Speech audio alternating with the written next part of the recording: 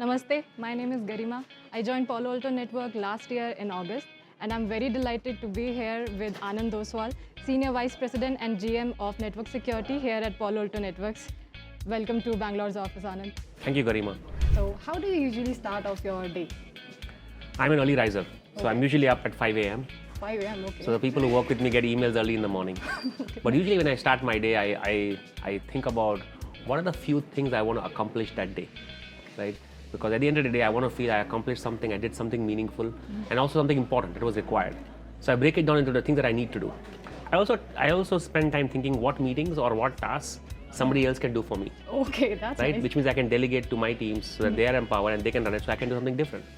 And then I make sure that I come home in time. I like to have dinner with my wife, so I can spend time with her in the evening. Then do work again at night, and off to bed early by 10. That's a great schedule. What is the most impactful advice you have received early in your career? Because I am early in my career, I have received a lot of advice.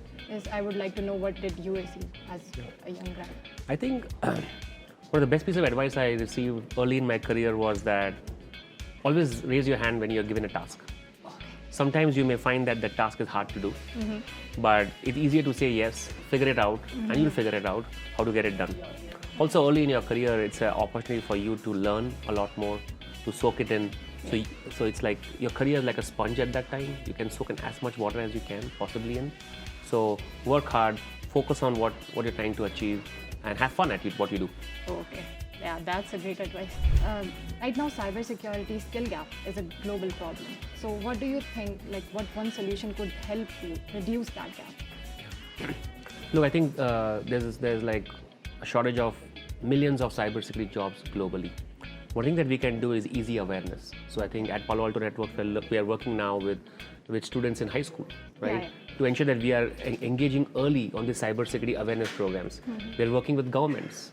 Recently, we started working with the government of Odisha to ensure that we can train employees, train citizens on cybersecurity awareness. Because it's important for people to understand that early on.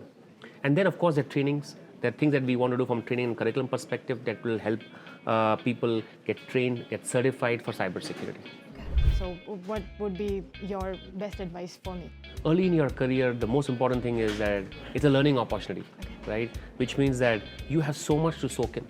You have so much to learn. Put in the time and the effort to learn as much as you can.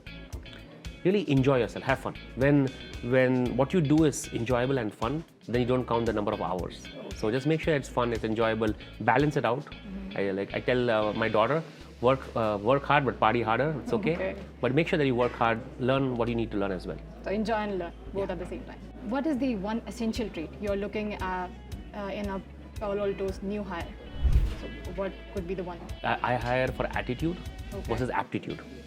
I feel that it's easy for people to learn new things, but attitude is very important. How you approach something, the sense of empathy you bring to a job, the learning attitude you have, the mindset that you have, those are very important.